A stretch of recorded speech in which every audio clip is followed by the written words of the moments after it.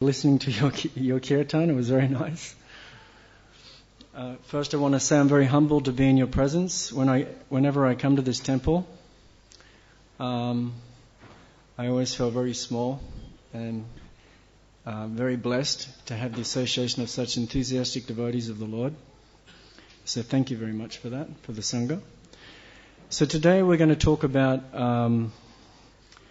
prasadam culture. There's many things I could talk about related to prasadam culture, but today specifically it'll be about spiritual hospitality. We'll talk about a solution to world hunger, so we'll make it very relevant. And we'll also talk about food yoga, which is a project that I'm developing now. I have a new book called Food Yoga. There's only one copy, just advertising. And basically the story behind the book Food Yoga, I'll explain now, because Prabhupada says in a very important commentary in the Bhagavatam, 4th Canto, chapter 12, text 10. He says, the Krishna Consciousness movement is based on this principle. Chant the Hare Krishna Mahamantra as much as possible, both inside and outside the temple, and as far as possible distribute prasadam. End of sentence. That's the basis of the Krishna Consciousness movement. Chanting as much as possible, and prasadam distribution as far as possible. Now you may think, whoa, but I've heard that books are the basis. Yes, the books are the basis too, because the books tell us this. But essentially this is a cultural movement, and this movement is all about chanting and prasadam distribution. And they are the activities that Chaitanya Mahaprabhu, the pioneer of the Krishna Consciousness movement, they are the activities that he performed. Prabhupada says that when Chaitanya Mahaprabhu was in Jagannath Puri, all day he'd be chanting, and then after chanting, then he'd distribute prasadam. That was the program. And if you didn't agree with him, he'd philosophically defeat you. He'd defeat you philosophically. He'd debate with you and smash you. But otherwise the program was chanting and prasadam distribution. So that is the basis of the Krishna Consciousness movement. And everything else really is simply to support those two activities. In the next sentence in this commentary, Prabhupada gives us a strategy. He says this process can be accelerated with the cooperation of state administrators and those who are producing the country's wealth. He's giving us a tip here.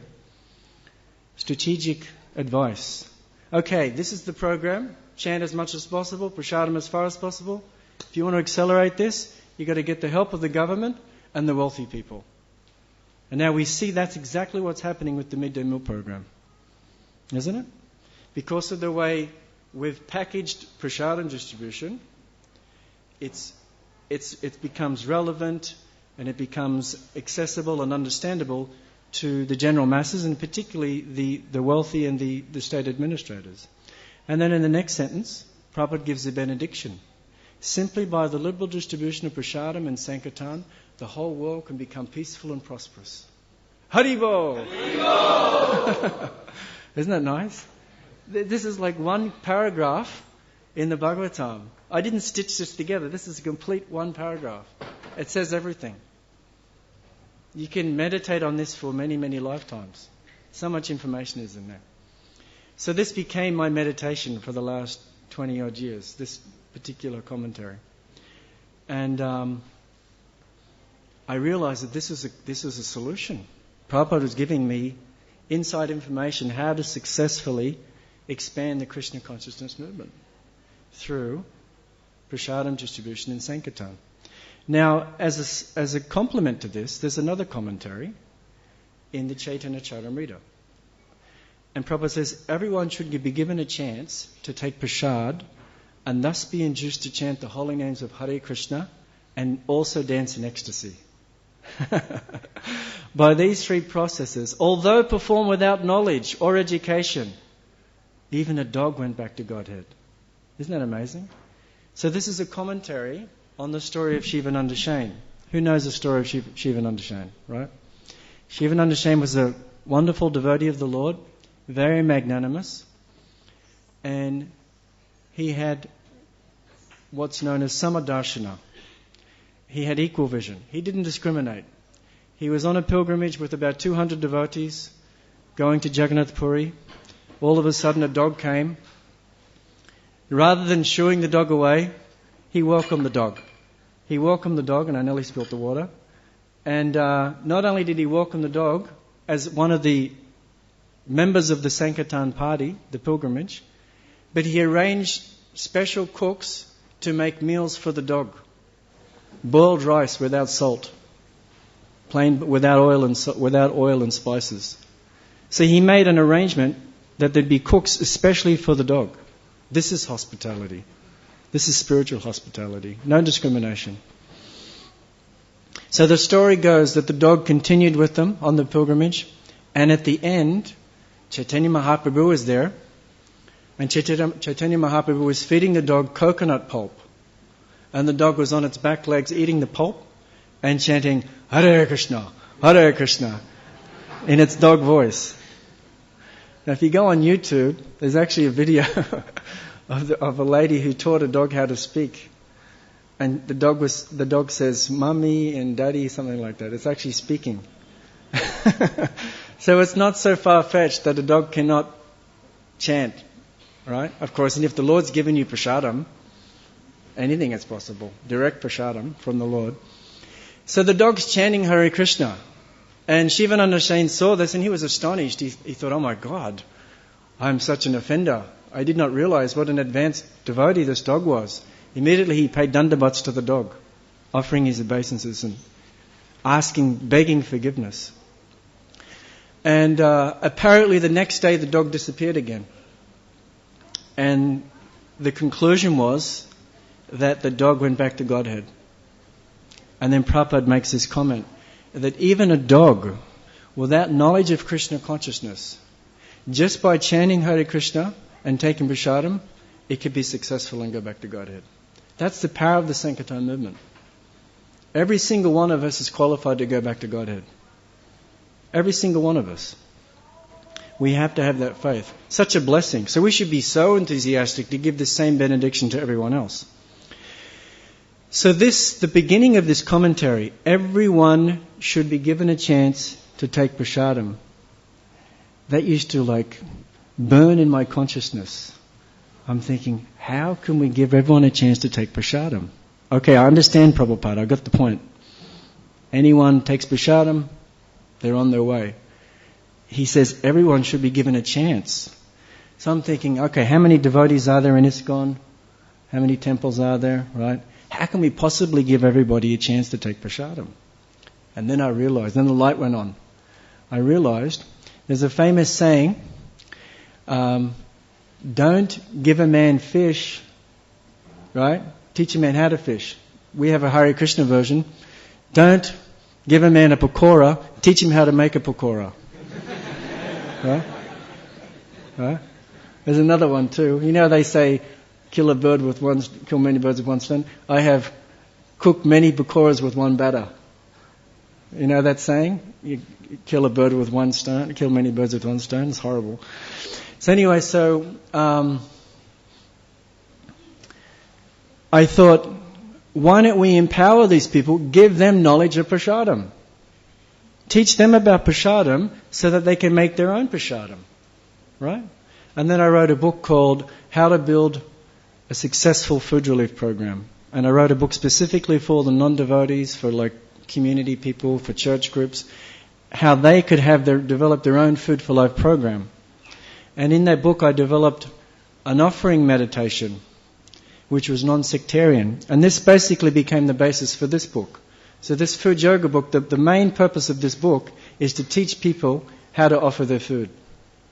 But in order to get to that point, I present scientific information, there's a little bit of quantum physics, I talk about energy, how we're all energetic beings, I talk about how food is energy, thoughts are energy, and so on. But ultimately the purpose is to teach people to offer their food to God. All right? And I have a non-sectarian presentation. So that became my motivation, and I felt like this was a great way to expand the Food for Life program beyond the boundaries of ISKCON. So let's talk about spiritual solutions. World hunger is a big problem, right? More than 1 billion people in the world today live in poverty. 1 billion people. That's 1/7 of the population. What that means is they live on less than $1 a day. That's considered poverty level. $1 a day. 1 billion people. As a result of that, over 800 million are considered to be malnourished. That means there's a certain quota of nourishment which we need to function at a healthy level. The food that they're eating is below that nutritional level, so they're malnourished. Okay? Now the problem with malnourishment is that it leads to disease, and in particular, it affects children. And as a result, more than 60 million people die every year from malnourishment-related diseases. And in fact, 12 million of those are children. 12 million children. Every year, I think it's 15 million now. It's between that range, 12 and 15. Every single year. Now, to put that in perspective, because you may think, wow, that's a big number, but let me put it in another way. That's like 100 plane crashes every day. Does it make sense now? It drives the point home, doesn't it? 100 plane crashes every day. That's how many children are dying from malnourishment. In other words, they're not getting enough nutritional food in order to just live a healthy life. This should not happen in a world, in 2013, this should not happen. Right? With all the modern technology we have, all the advanced distribution systems, the food technology, this should not happen, but it does. So Prabhupada wanted us to demonstrate our compassion. There's another quote in the Bhagavatam. Prabhupada says, Brahmanas, the topmost section of human society, are mostly devotees. They are generally unaware of the happenings within the material world because they are always busy in their activities for spiritual advancement. Nonetheless, when there is calamity in human society, they cannot remain impartial. If they do not do something to relieve the distressed condition of human society, it is said that due to such neglect, their spiritual knowledge diminishes. It's a very powerful statement. So, as devotees of the Lord, we put a lot of emphasis on nourishing the spirit. The body's not so important. We need to just nourish the spirit. Chant Hare Krishna, right? But the fact is, the body is a temple. The body is also spiritual. It is a blessing of the Lord. Ultimately, everything is spiritual. It's just operating at a different frequency. But ultimately, everything is coming from the same spiritual source. So unfortunately, sometimes when we absorb ourselves in the spiritual life, we become disconnected from the reality of the material world. And Prabhupada says here clearly, when there is calamity, we should do something about it. We should respond practically and do something about it. And of course, prasadam is the most practical thing you can do. It's considered that prasadam is the greatest charity. Anadan, it's the greatest charity. No, nothing better than prasadam distribution. Right? Such a wonderful program. So the United Nations World Food Program, they meet regularly. And one time they met in 1996 in Rome. And it was a World Food Conference.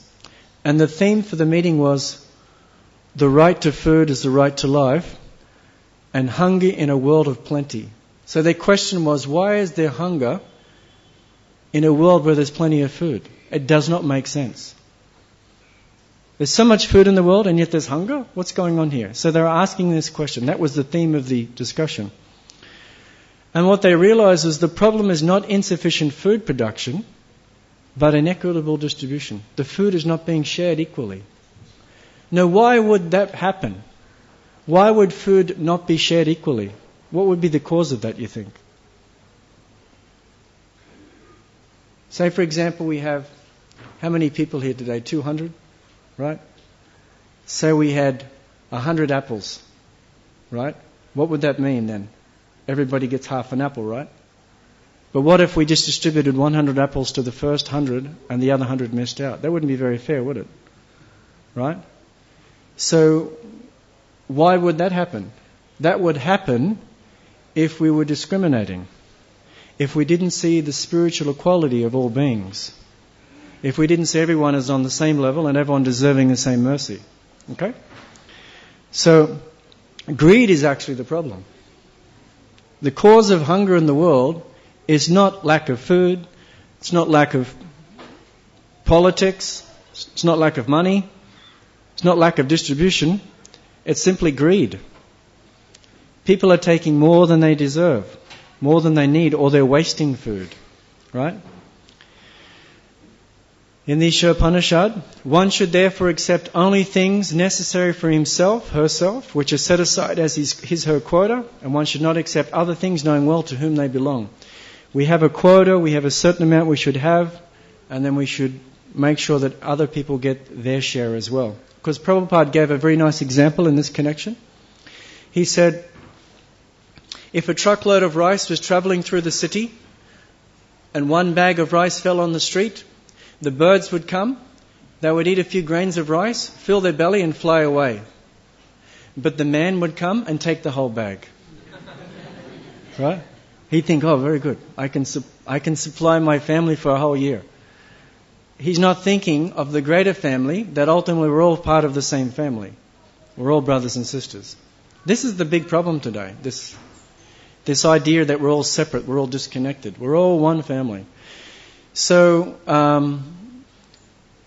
there needs to be a change. This is the root of most problems in the world today. And the Bhagavad Gita explains this, that a wise person, a real wise person, they have samadarshana, they see with equal vision. They don't discriminate between the man, the dog, the elephant, the cow, the poor man, the rich man, the priest, the sinner.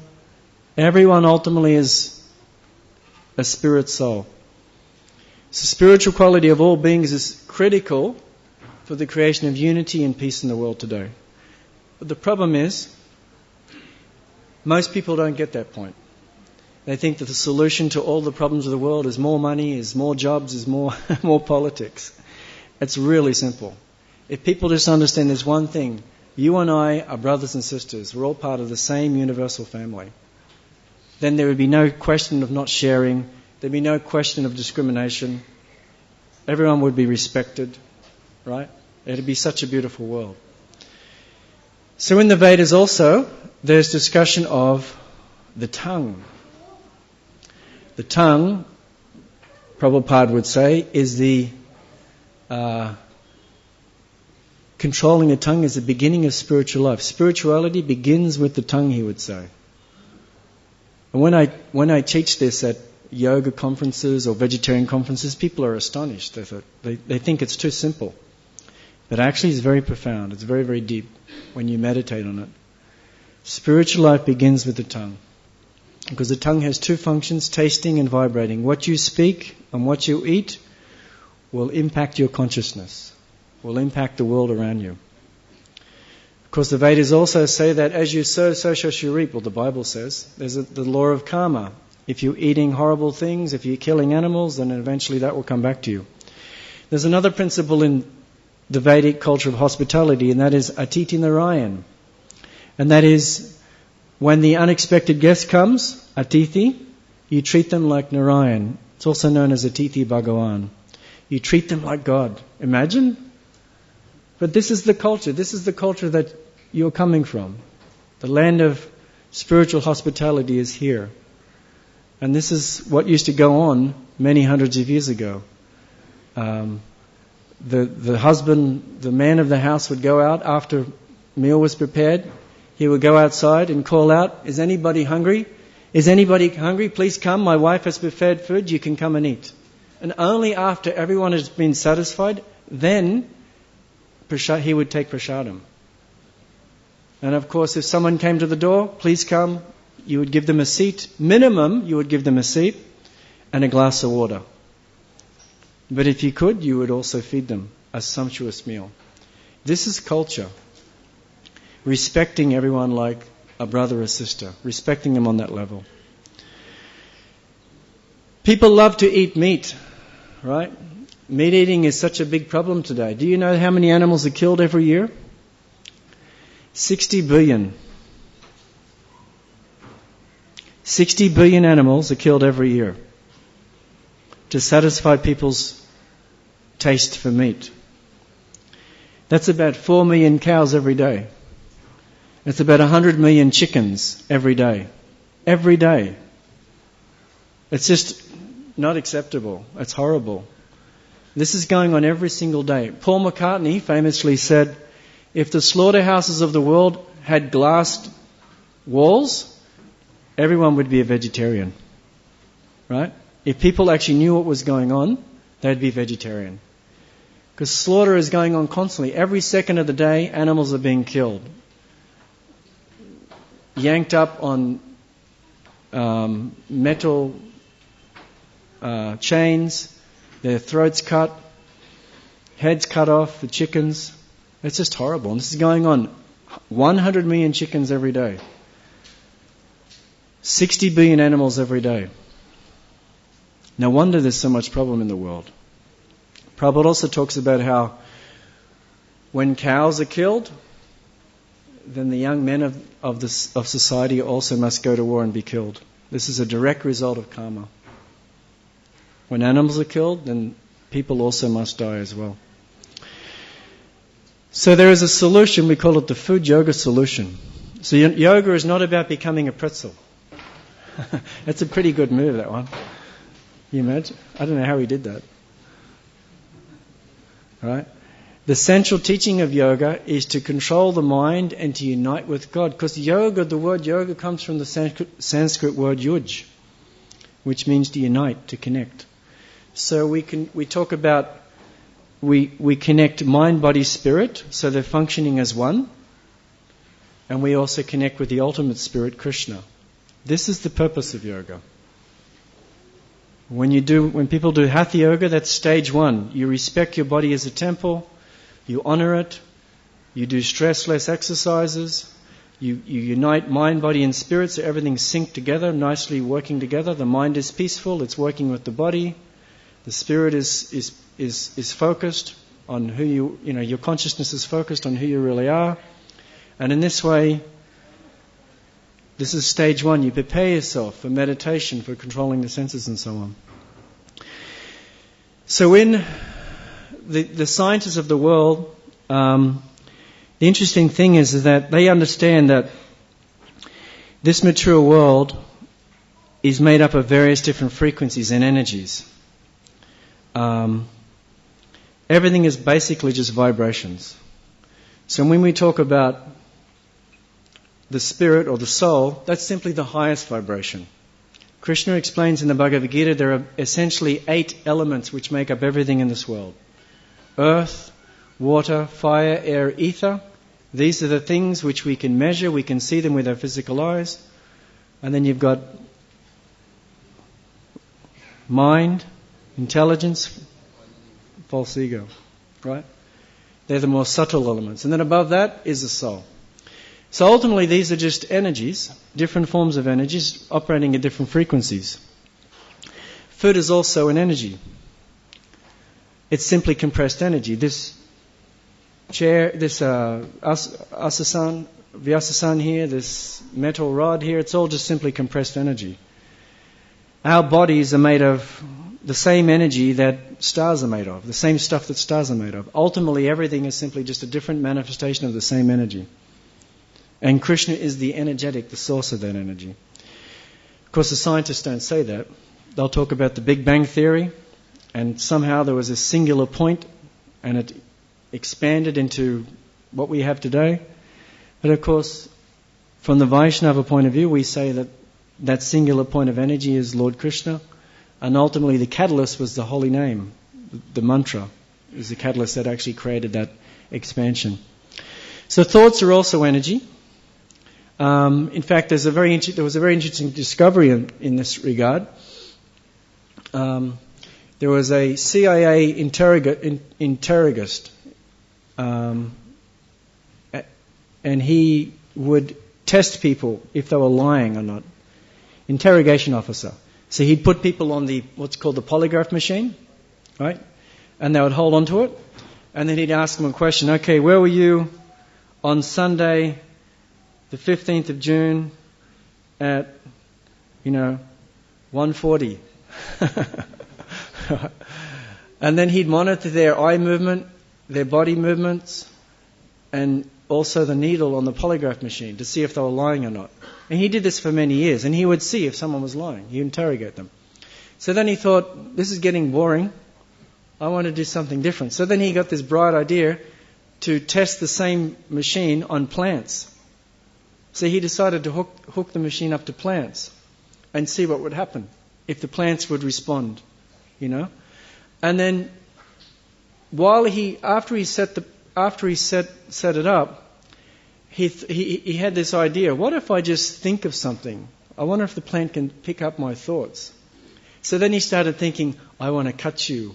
I want to burn you. I want to cut you. I want to burn you. The plant started screaming. The needle went nuts, right? Every time he had this thought.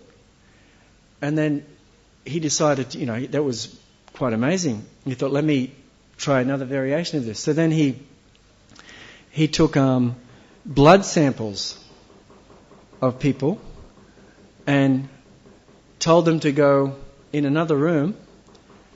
And then when they had a particular thought, the blood responded. There was some energetic connection between the blood and the man who gave the blood. So what this served to demonstrate was that, first of all, there's consciousness in plants, and they can actually feel your thoughts, not just the words you speak, but your thoughts. They pick up on your thoughts. But also there's an energetic ocean, energetic connection between all of us. There seems to be space between us right now, but actually there's energy connecting us. We're not separate. We're energetic beings, and we're connected by an ocean of energy. And that's how the psychics and various, mind readers and so on, they can do that. There's even a military, in the American military, there's a department for remote viewing. Have you heard of this before, remote viewing?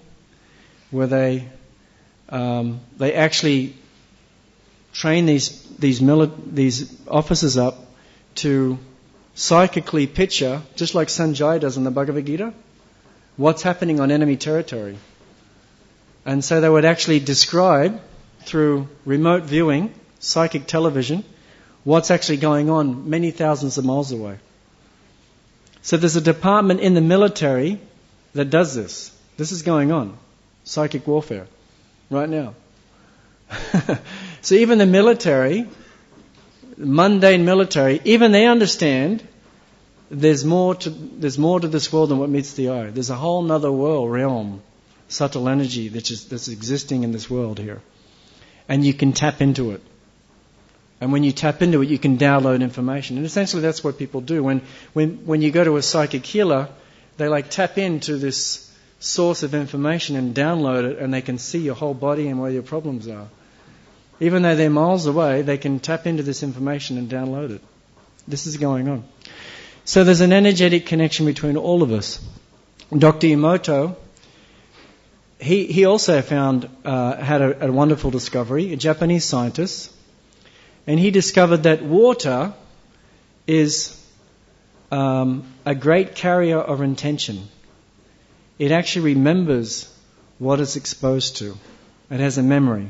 And of course, this is the basis of homeopathy. When you go to the homeopathist, right, they give you water. That's all they're giving you. Either water in a tablet or water solution which you drop the water on your tongue. Essentially, it's just water. But that water has been exposed to a particular bacteria, flower, herb, something. And then that has been diluted out. And all that remains is the water. But the water remembers what it was exposed to. And therefore, when you take the water remedy, the homeopathic remedy, the vibration actually cures you. Water has a memory, right? And he discovered that when he exposed, well, first of all, he took water samples from different parts of the world.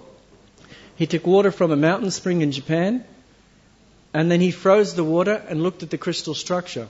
And he noticed that the crystal structure was symmetrical on the left-hand side. And then he took on the right-hand side at the top, water from a contaminated river in Japan, And he froze the water, and of course the water crystal was not symmetrical. It was very distorted, asymmetrical.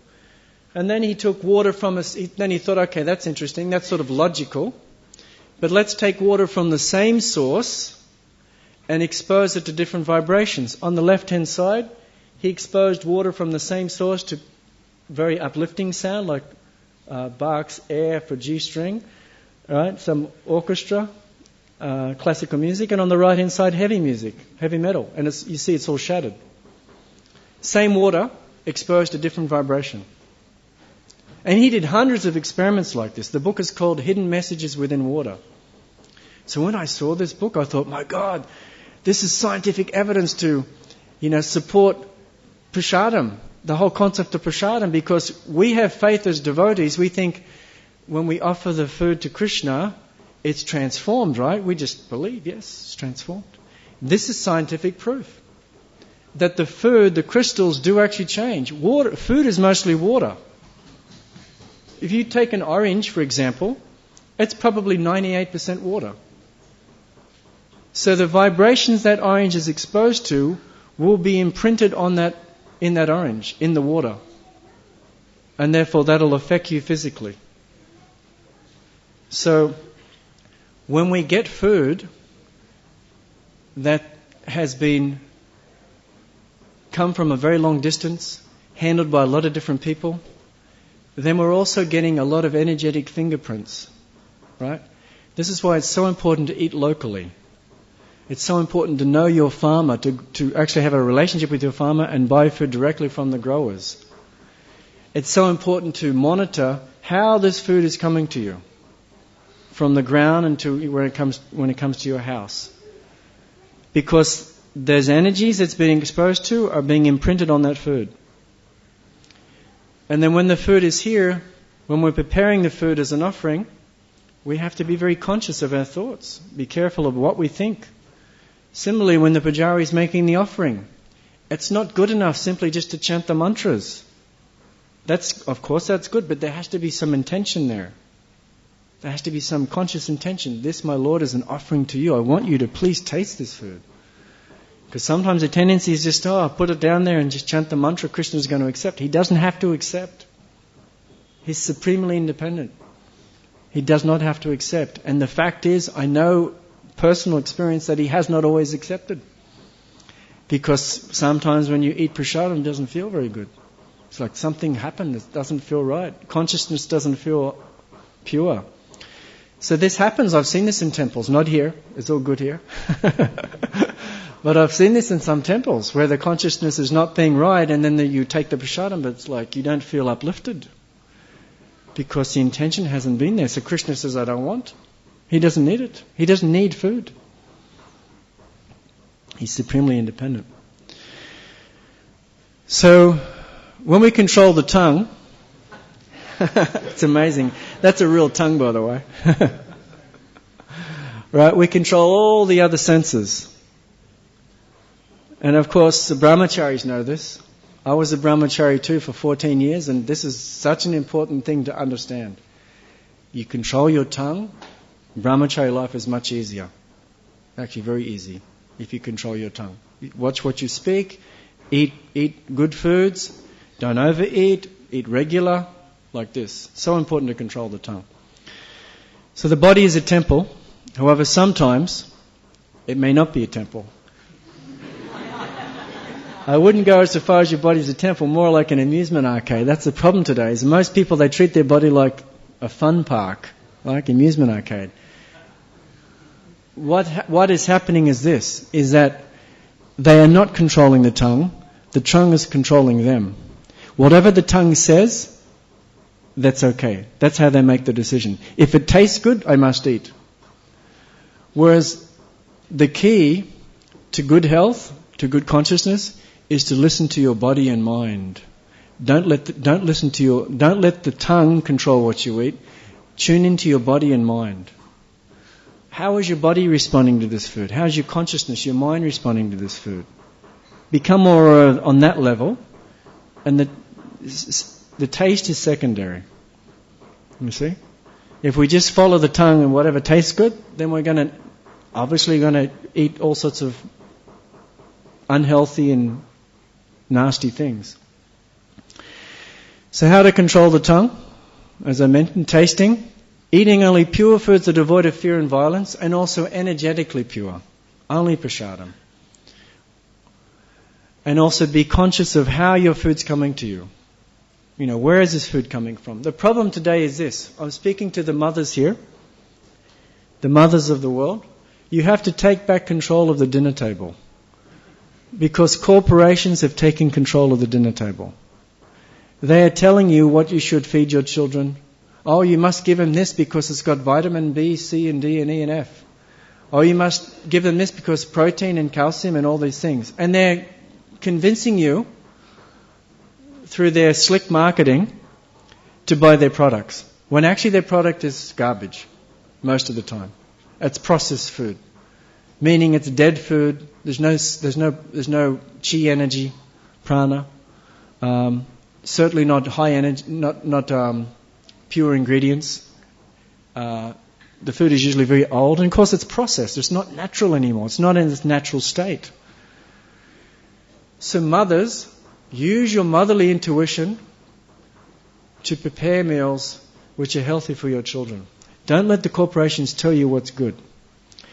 Today we find there's too much emphasis on nutrition, right? That's all we hear today about. It's like all about nutrition. If you just tune into your body, become more conscious of your body, if you use your intuition, you'll know what's right for you.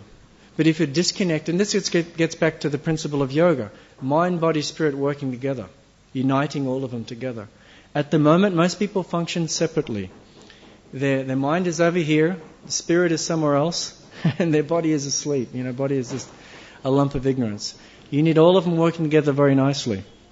And what I teach in my food yoga seminars, I tell people that the way to tune into your body is to tune into nature, to tune into Mother Nature. That means there's 5 elements, right? Earth, water, fire, air, ether. So how would you tune into earth? Walk on earth with your bare feet. Too many people today, 50% of the population of the world live in apartment buildings. 50%. That's 3.5 billion people in the world live in boxes in the sky. They're disconnected from their mother. They're not touching the ground with their bare feet. We have to touch Mother Earth. Let her embrace us. Sit under a tree. This is the path of health. This is the path of yoga. Sit under a tree. Touch the Mother Earth like this. This is how you connect with earth energy. Of course, another way to connect is when the pujari is offering incense, she is actually offering earth energy. Incense represents earth. So all of these elements express themselves in different ways. Similarly in music, the rattle. You know the rattle in music? That's also representative of the earth element. You see? And then there's earth-type foods. Almonds, amaranth, wheat, beans, things like that. They're earth energy. They're grounding foods. When you eat those foods, they ground you. So if you're feeling very spacey, dreamy, spacey, like all over the place, you eat grounding foods. It brings you down to earth. You see? You need like bread, nuts. It brings you down to earth. So when you understand these elements and how they express themselves, you'll learn to recognize it in your body. You'll learn to tune into your body the same way. So you've got earth, fire, water. So water, honoring water. Water is a feminine energy. It's a feminine energy. Water is nurturing. It's flexible. It's secretive. It's quiet. This is feminine energy. See, earth is a masculine energy. It's grounded. It's strong. It's solid. It's stable. You see? So all of these elements have qualities. So water is a feminine energy. And today, there's so much fire in the world. Too much fire. With all the wars, industrialization, masculine, the masculine energy, like the ego, very strong ego, controlling, destroying, cutting, burning. This is all masculine fire energy. There's such a need for more water energy. So Hari Bol to the monsoon. There's feminine energy, the yin energy is coming to nurture us, to bless us. So when you see water, see it in that way. That is, it's yin energy. It's nurturing. It's like it's a mothering energy. Honor that water. Drink spring water if you can, or rainwater, some pure water, not simply tap water. Because getting back to what I talked about before, water remembers what it's exposed to. So in big cities like this, if you're drinking tap water, you're drinking water that's been exposed to so many different energies, negative energies, before it reaches your house. It's carrying all of those influences with it. So you may say, well, I boil the water, or I run it through a filter, but you cannot purify the energies unless you chant mantra or offer it. Right? It's going to be energetically very impure. And of course you have in some cities, not here, but in some cities of the world, the city water is recycled sewage water. Did you know that? There are some places in the world where they recycle the sewage water. Yeah. And people are drinking that. And they're thinking, but it's been purified, run through many filters. Energetically, it's totally contaminated. You have to understand there's many levels. If we just look at the physical, we're not seeing the whole story. Okay? So try to get pure sources of water. Alright? Because remember, water carries intention, it carries memory. So it's very important to drink good quality water. I also encourage people to drink at least 3 liters a day. 2 to 3 liters a day. For a woman, about 2 liters. For a man, about 3 liters. Every day you should drink. Because your body's mostly water. Did you know that 90% of your brain is water? Do you know that 90% of your blood is water?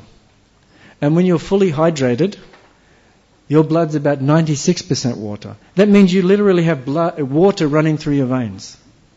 How important is water? Good water. And yet we minimize that. We think, I just have my chapatis and dal and everything's good. You need pure water and lots of it every day. Most diseases today are because of dehydration. I'm including diabetes, osteoporosis. It's because of dehydration, not lack of calcium, not too much sugar. Dehydration is causing all of these problems because it makes the blood acidic. That's a nutrition lesson there. Then you've got fire energy. So what's an example of fire? What's the example of fire? The sun, right? The greatest example is the sun. Mitra, the great benefactor, the great friend of all living beings. Everything is because of the sun. Everything we see in this world is by the mercy of the sun. So you should greet the morning sun. In the Western world, maybe here too, but they preach so much about the sun is like an enemy. Stay out of the sun. The sun will cause cancer, right? So they're programming us to be scared of the sun.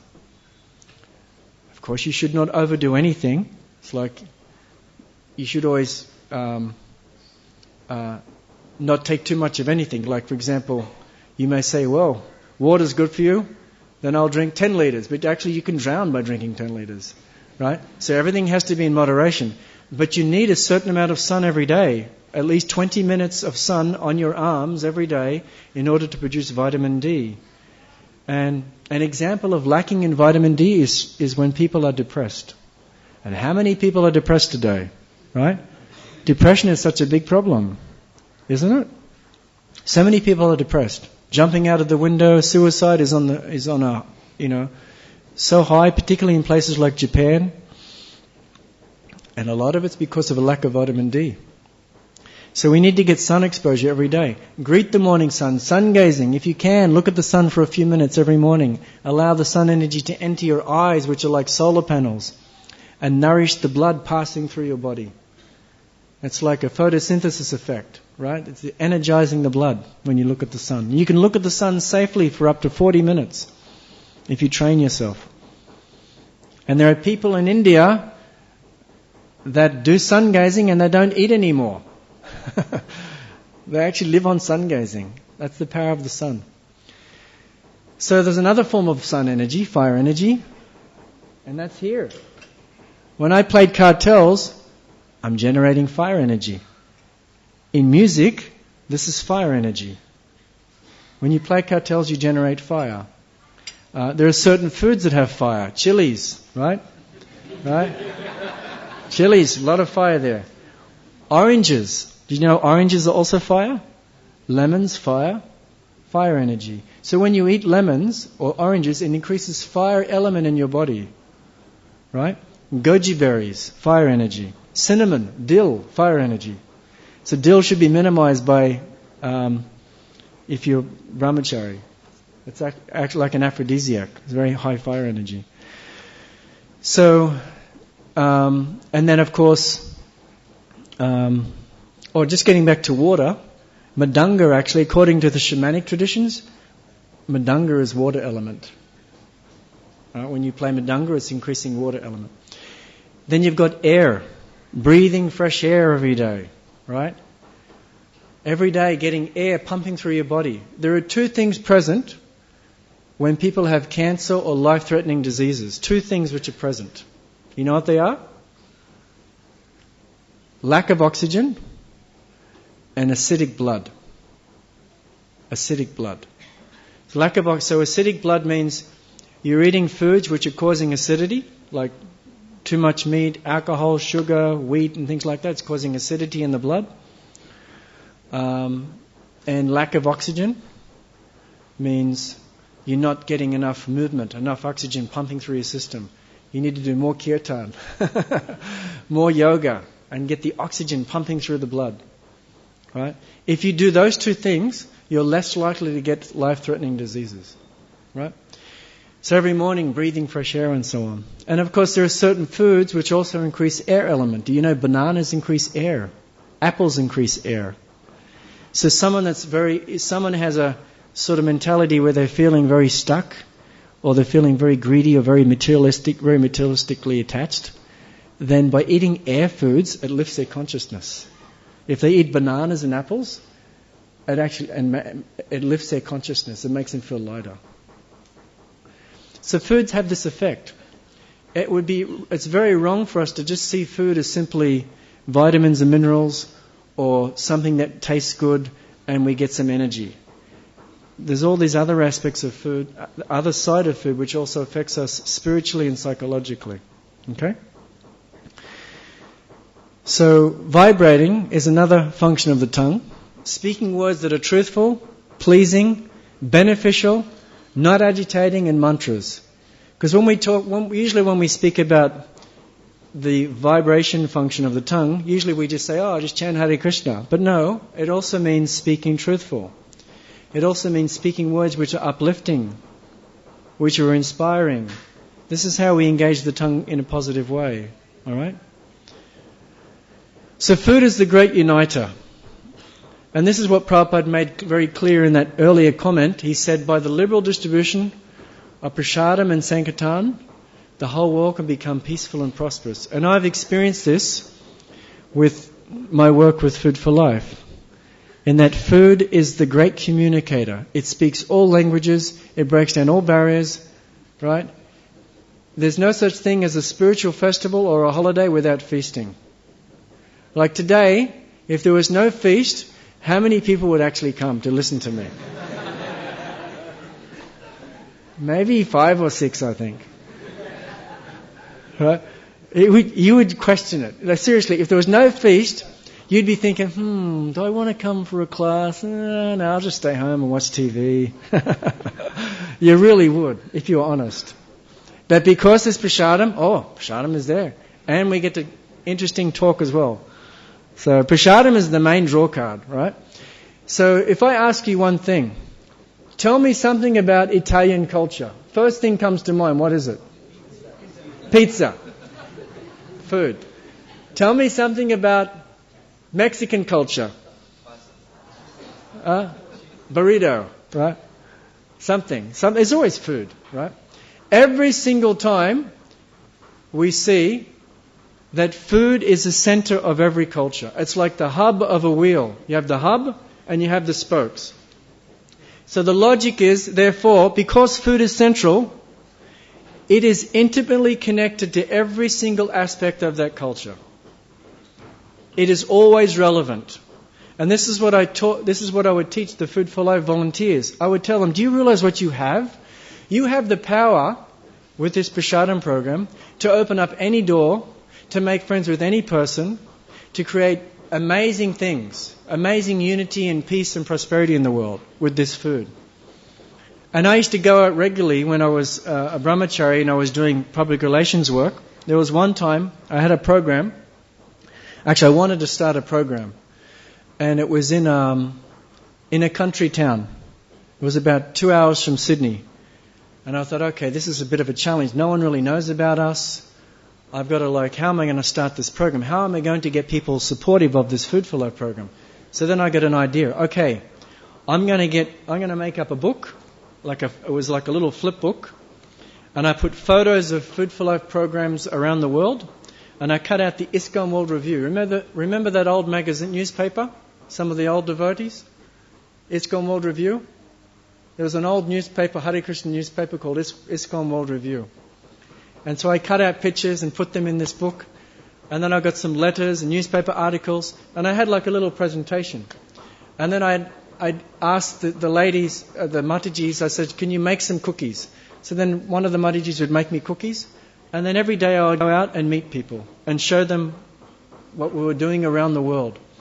And my proposal to them was, dear sir, I'm part of an organization that is feeding people around the world. This is what we're doing. Please have a cookie, right? And we would like to do a program in your city. Will you support us? And they would say, yes, this sounds good. And they would take the prasadam and they would write a letter saying, yes, we support this program very nicely. And I did this for 2 or 3 weeks. And within that 2-3 week period, I got 2 front page newspaper articles, television reports, radio interviews, letters from the mayor, from the senators, from all the top presidents and CEOs of all the companies, right? Within 3 weeks, and I hadn't distributed 1 plate of prasadam. The program hadn't started yet. Right? All based on reputation of what we were doing around the world. That was over 20 years ago. How much more are we doing now? Right? How much more are we doing now? You have so much leverage with this program to create peace and to connect with anyone in the world with this program. It's amazing. You literally have a key to open up any door, because when you do prasadam distribution, you are always relevant because you're dealing with the hub of the wheel. You are totally right on point, the center of everyone's consciousness. Feeding people is good, it always will be good. It's always relevant. And of course, our mood at Food for Life is we feed everybody, right? We don't just feed hungry people, we feed everybody. And if you feed everybody, automatically you feed hungry people too. Right? Another example of this is one time there was one particular political leader. I wanted to get his attention. And so I went to his office and I dropped off some prasadam. He wasn't there at the office, so I dropped off some prasadam. I think it was some cookies. And I left a note, Hare Krishna, Food for Life, please enjoy, Priyavrata. And then I left. Then a week later I came back again, and this time I left a cake, a nice cake, right? Again, Hare Krishna, please enjoy. And then the third time I came, I left a cookbook, Adiraj cookbook, right? And I put in there, happy cooking, like this. So I was just giving and being positive and just trying to connect with him, right? And the fourth time I came back and he was in the office. And then the secretary is there, she says, oh, he's in. Let me call. So she calls his office, and he says, I'm very busy, but he can come for 5 minutes. I will talk to him for 5 minutes. So I says, okay, good. So then I went in his office, and he greets me and he says, oh my God, nice to meet you. Thank you for the cookbook. My wife is very happy with the cookbook. And all the food you gave, very nice. Please sit down. What can I do for you, young man? Right? I'd never met him before. And I says, sir, we want to start a Food for Life program in your city. and we need your support. We need your endorsement. Can you write a letter? He says, no problem. You write the letter, I will sign it. Right? So he's already like, I've got him eating out of my hand, right? He loves me. We only just met. And then he looks at me and he says, so you're Hare Krishna? And I wasn't actually dressed in robes. I was dressed in normal clothes, but I had Sikha, right? He says, so you're Hare Krishna? I says, yes. Tell me about Hare Krishna. I said, now it's an ideal opportunity for him. It's private discussion. The door's closed. It's just him and me. So then he's asking me everything. Brahmachari life, deity worship, everything. For 1 hour. He only had 5 minutes. So then the point I'm telling the story is because his guard totally let down. Now we're just two men having a discussion over cookies. Right? And we're just he's asking me questions, I'm answering, we're friends. That's the power of prasadam. Is that it makes you relevant, it makes that connection, it's a great uniter. Alright? And that really is the most important reason why we do prasadam distribution, because it creates this unity. Family celebrations, business meetings, every single business meeting has food. It is the center of every culture. So now let me tell you a little bit about Food for Life. Alright, I've given that little background. So Food for Life started in 1974, and it started in the villages of West Bengal, cooking in big pots like this. When Swami Prabhupada, he saw some children fighting with dogs over scraps of food. He was so hurt by this. My God, children are fighting with dogs? This should not happen. No one should be hungry where there's a temple. And then he told his disciples, you make sure there's prasadam distribution every day. So then they started distributing prasadam. And then the program expanded around the world. And now, as you see on this map, all of those yellow dots are where we have prasadam programs around the world. And now it's at least 2 million meals every single day going out. That's about 30 meals a second. Every second about 30 meals. It's quite amazing. So Food for Life has also responded to some of the greatest natural disasters, and I'll show you some pictures. This is the mission statement for Food for Life. It's not feeding the hungry. The mission statement is to bring about peace and prosperity in the world through the liberal distribution of pure food prepared with love. That's the mission. Automatically, we distribute food to the hungry as well. We don't discriminate. We don't, isolate. We simply give prasadam to everyone because, as Prabhupada said, everyone should get a chance to take prasadam.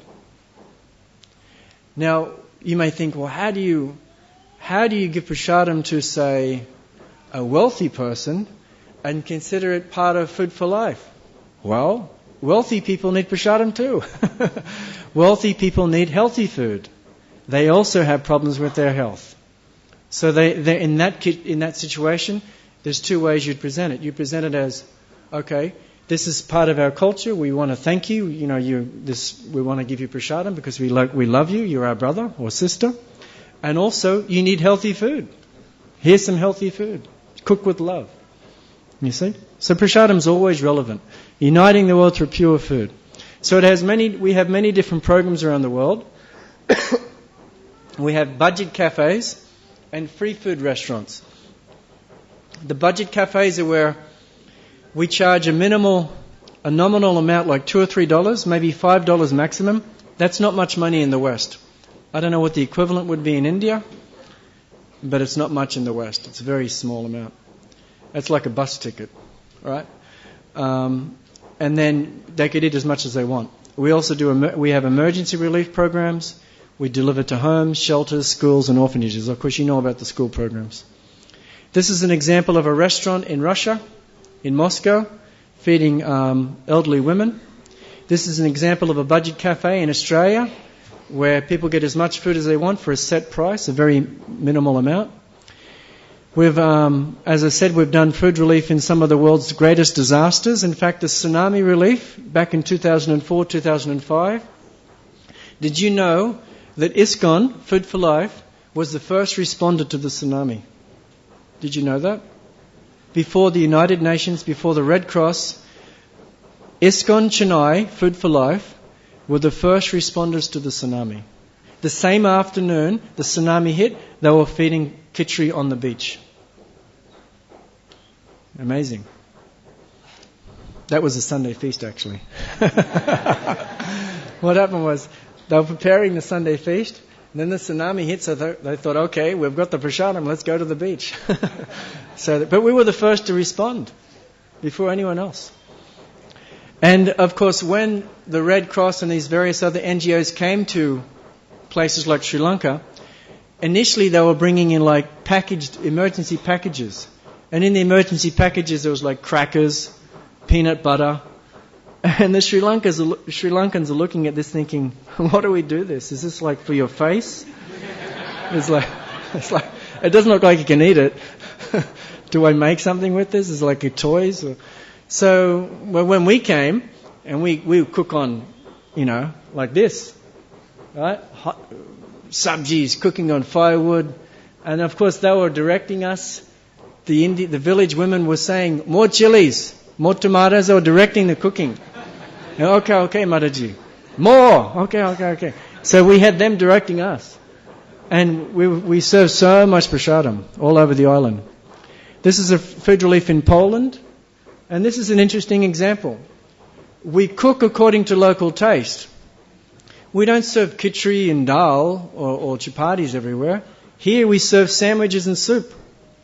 Because that's what people like to eat in Poland. In Italy we may serve pasta. Right? So you cook according to local taste. In fact, even Prabhupada said that about deity worship. He told the devotees in Italy they could make their own pasta, illustrating that you can cook according to local taste. Krishna is not Indian.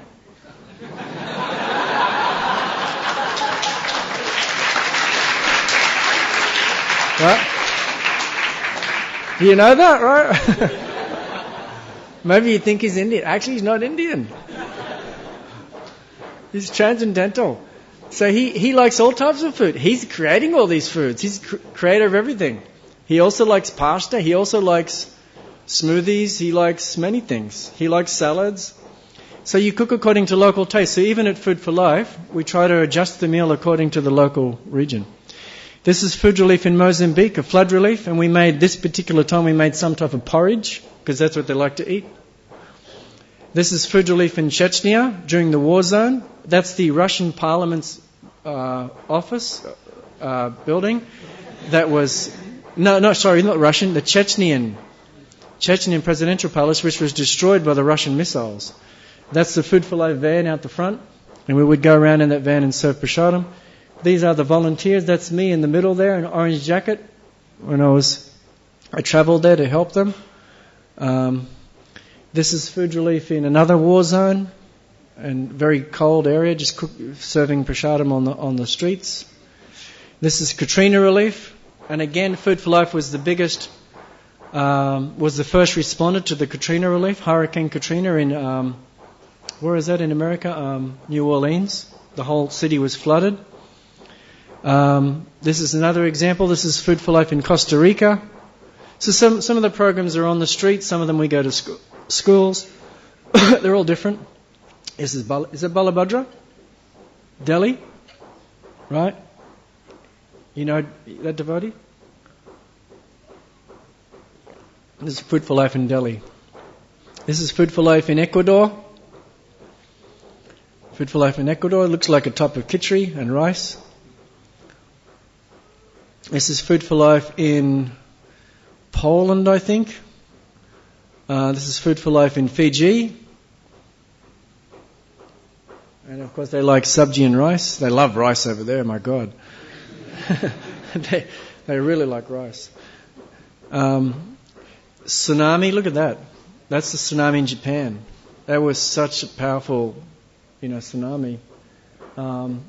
So much devastation. And again, Food for Life was there responding to the relief. The people lost everything. This is how they were living. This is a refugee camp.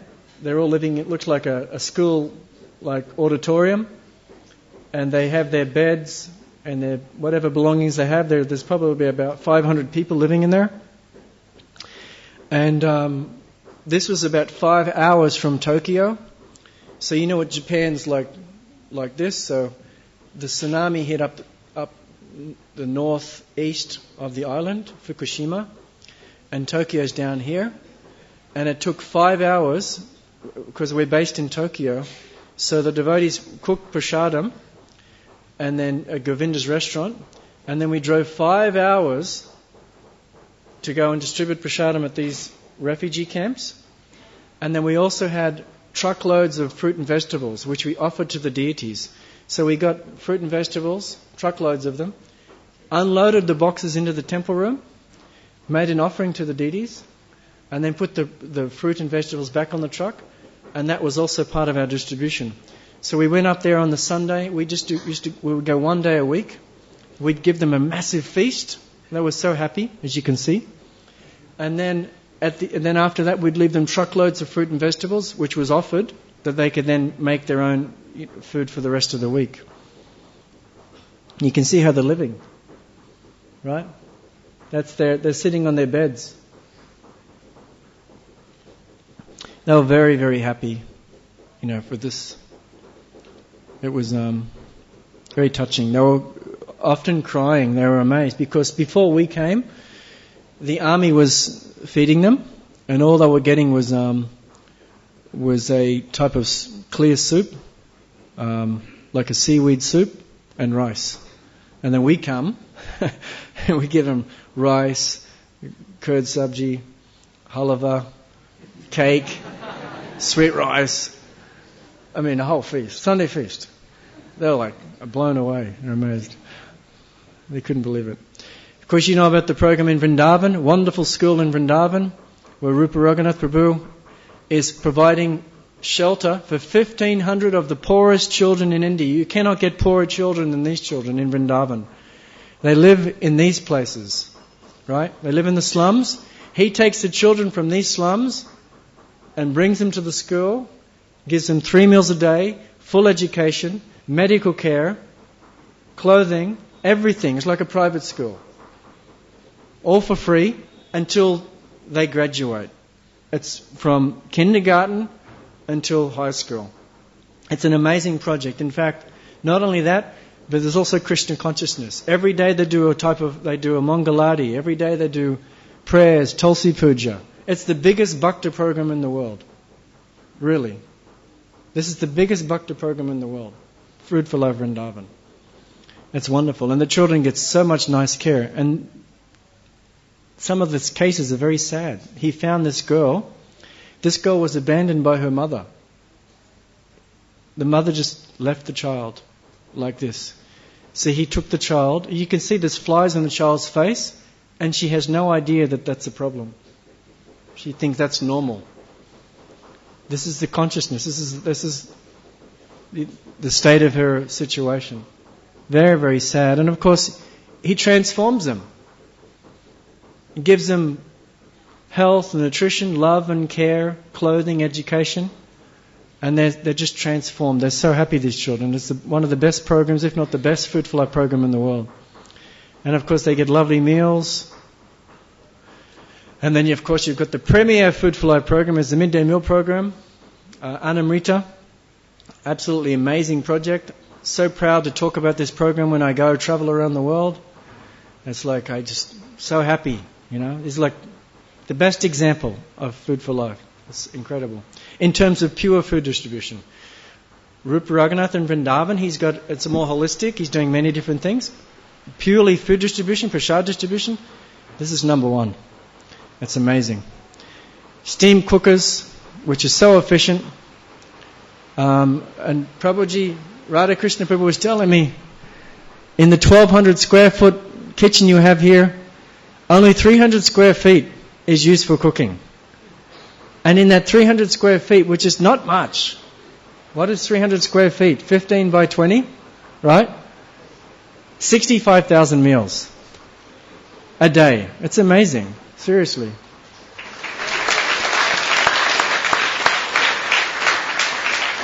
Every single day.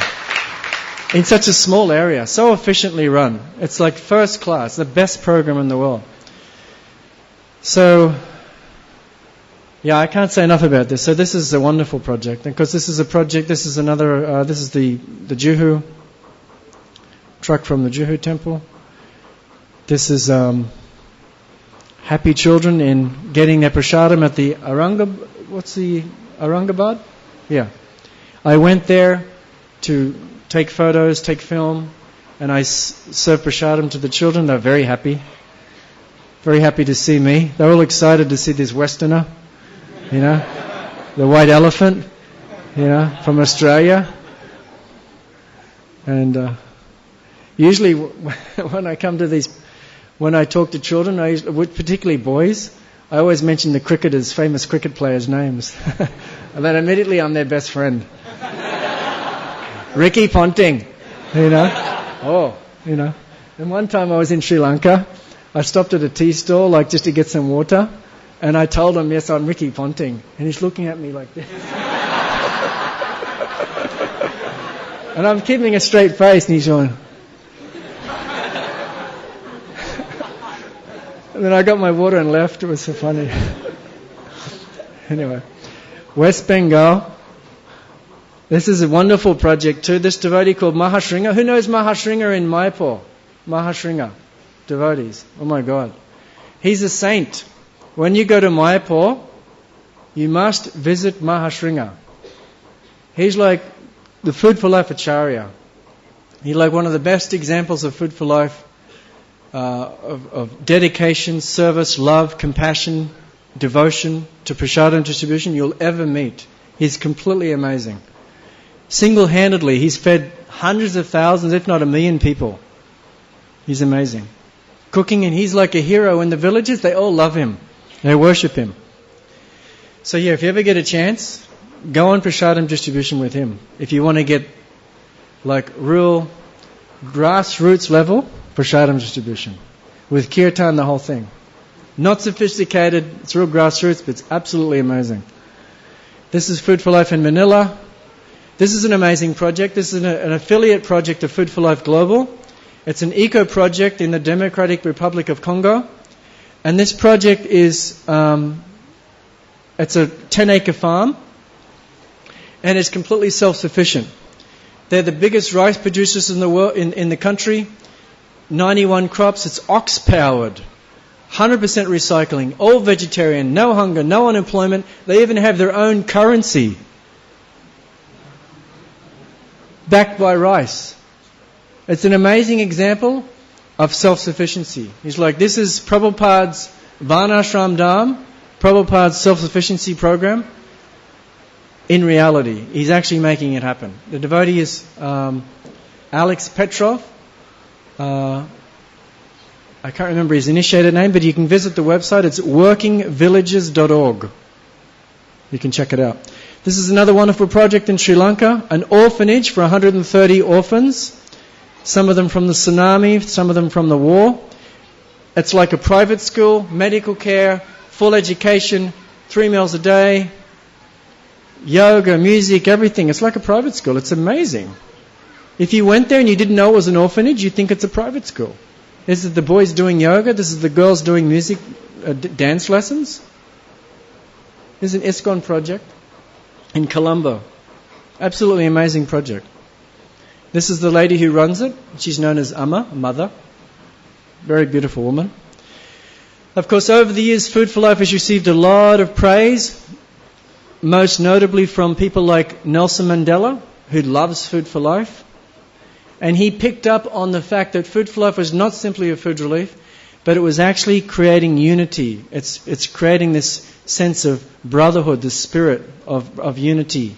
And that was the main message. He really appreciated that. The New York Times one time wrote an article, and the reporter said, they have a reputation like Mother Teresa has in Calcutta. It's not hard finding someone to swear they are saints. This was after he visited our Food for Life program in Chechnya. Remember the picture I had of myself in front of the truck with... That was in a war zone, a very dangerous area. In fact, we were the only food relief in that city. Even the Red Cross wouldn't come in. It was too dangerous. Food for Life was the only operation, only organization feeding people for 2 years.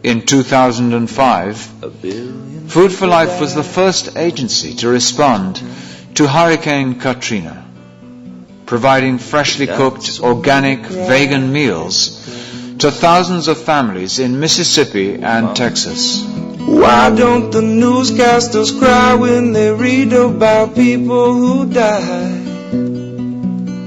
At least they could be decent enough to put just a tear in their eye. Food for Life now operates in over 50 countries and has expanded its services to include orphanages like the Gokulam in Sri Lanka, schools for the underprivileged like the Food for Life school near New Delhi in northern India,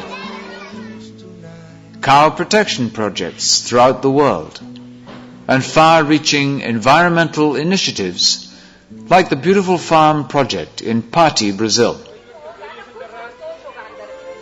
Indeed, Food for Life is more than a relief agency. It is an organization of volunteers working together to create a better world. A world that is not only free of poverty, but also of fear, discrimination, and violence. A world where there is true spiritual equality of all beings. Food for Life invites you to join them as they endeavor to unite the world through food distribution.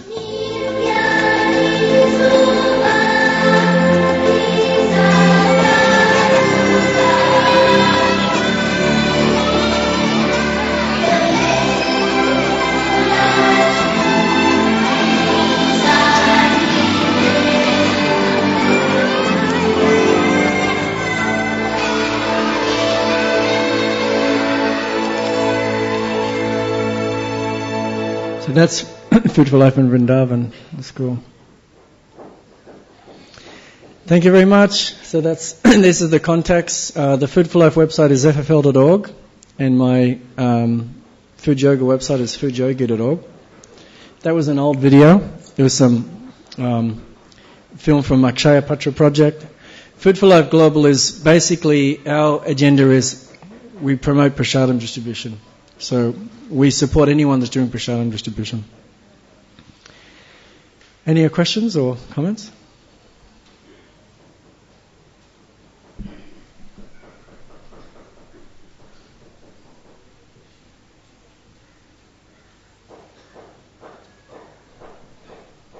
Someone have?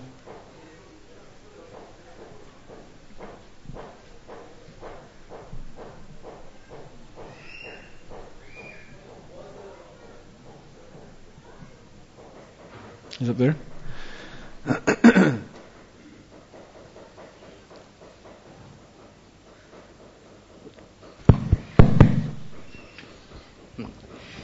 Was prasad distribution program undertaken at famine affected areas anywhere in the world? Famine affected areas. Yes, in parts of Africa, we've done a fair bit of food distribution in cooperation with the UNHCR, which is the United Nations High Commission for Refugees. Right? They usually are the ones that are responsible for like refugee placement during such natural disasters as famines and so on. So we have done that before in parts of Africa. The problem is, though, is that logistically sometimes it can be very challenging. We don't have the same sort of infrastructures that the United Nations has. So we're limited in what we can do. We don't have the big ships and the big trucks and everything. So usually we have to work with what facility, what infrastructure we have nearby.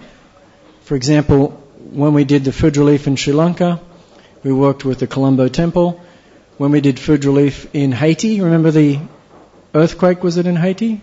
So we worked with the temple in Santo Domingo, not too far away, and so that was like our base. So we're limited in that sense. We can't obviously respond in the same way that the United Nations does, but we do our best, and we do whatever we do it very efficiently. Any questions?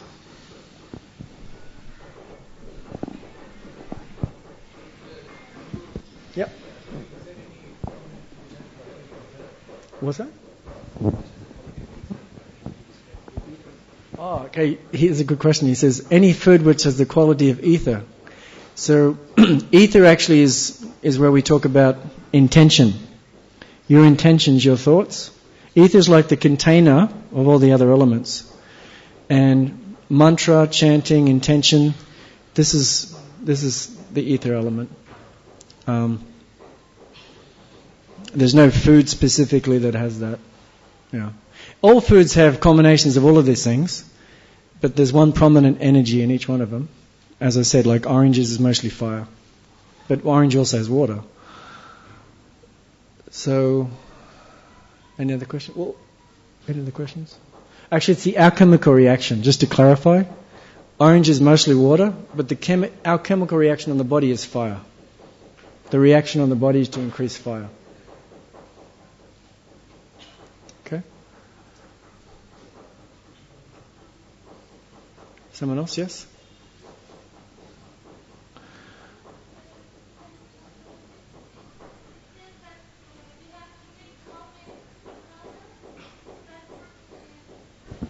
Milk question. Especially in India, it's very difficult to find pure cow milk. And whatever is there in the market, they produce it by giving some injection to cows in order to get milk. So is it okay if devotees use those milk? No, it's not good.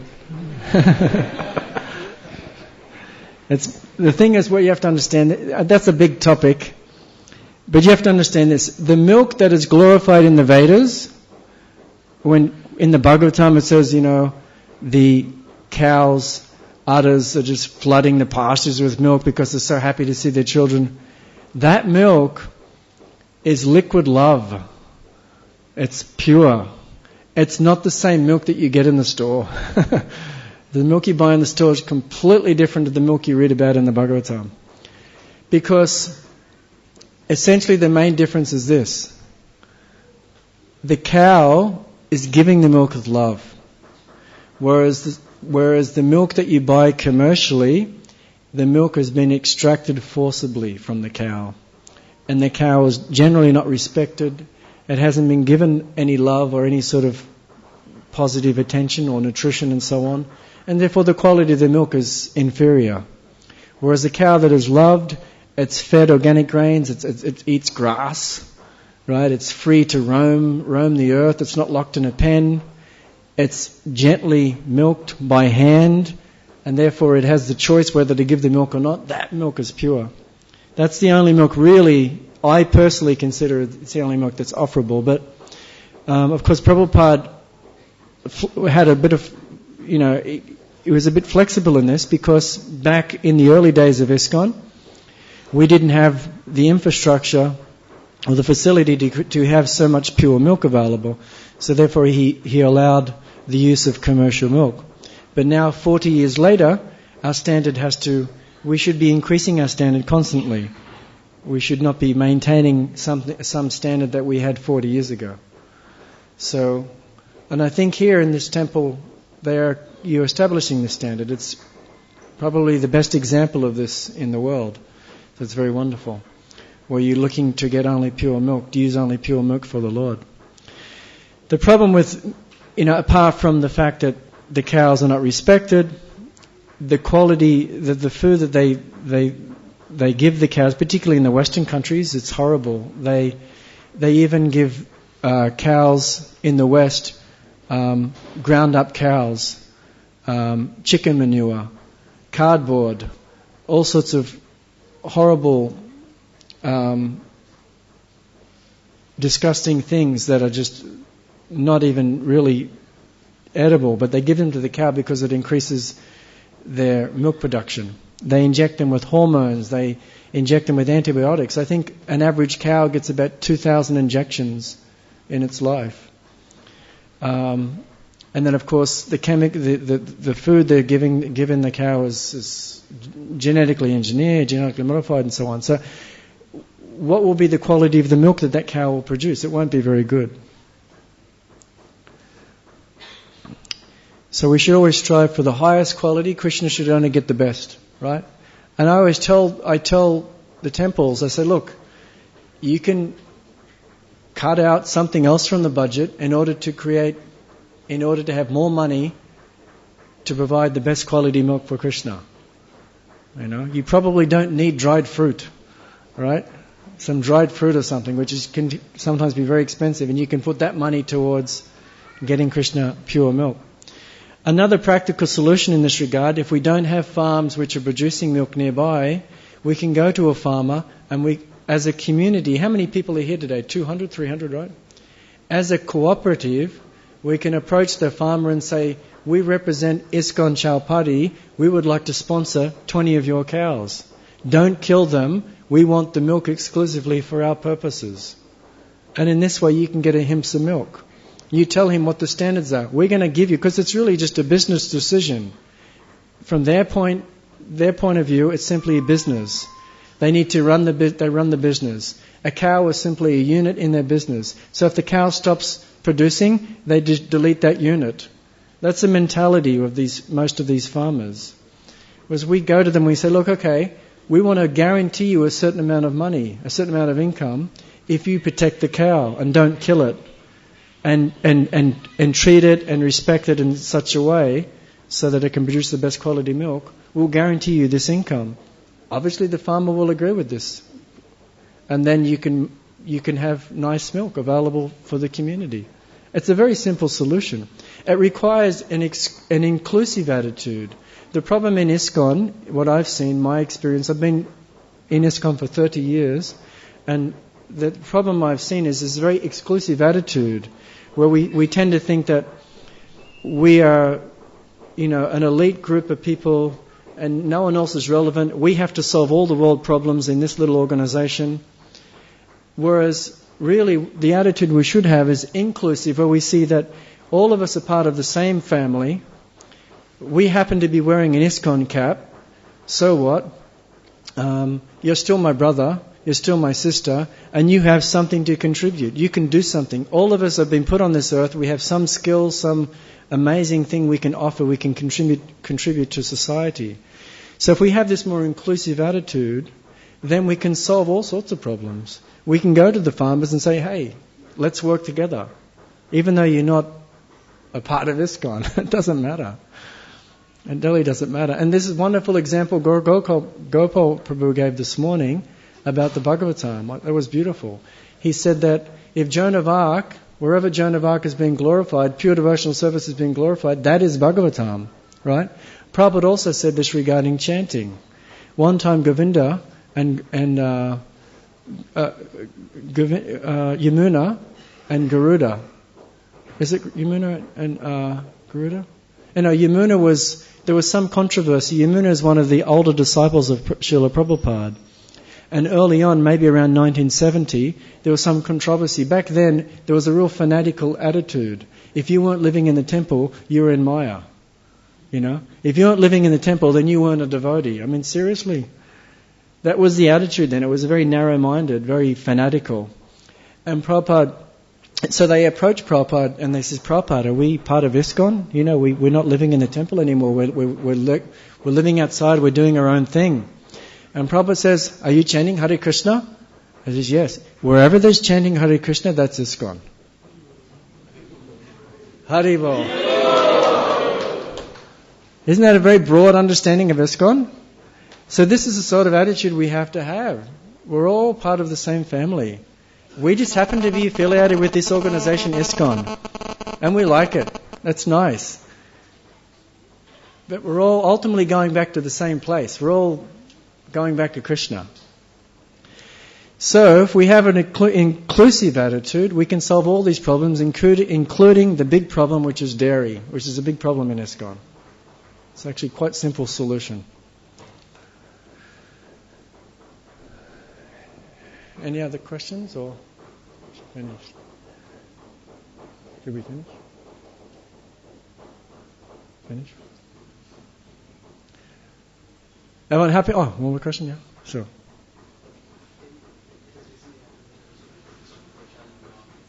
Yeah.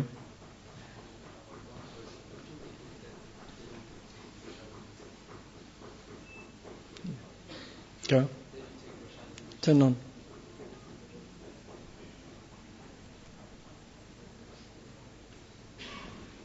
I was trying to distribute prasadam in my office recently, and 2 people said they don't take food that's offered to gods of other religion, and everyone else took it. So I was wondering, has that ever happened before, or how to react to that? Then you can tell them, look, offer it to your God. It's fine.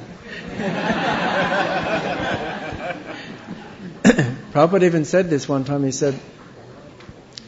said, you can offer prasadam, Krishna prasadam to Lord Shiva, offer Krishna prasadam to Shakti. Why not? They'll be happy to take the prasadam. They won't deny. They won't be denied. So, just say, please offer. Do a prayer, offer it to your God, no problem. We're happy if you do that. Thank you, Prabhuji. That's all you can do, really. All right, thank you very much. It's been a long time. I appreciate your listening, and thank you very much for your association. Hare Krishna.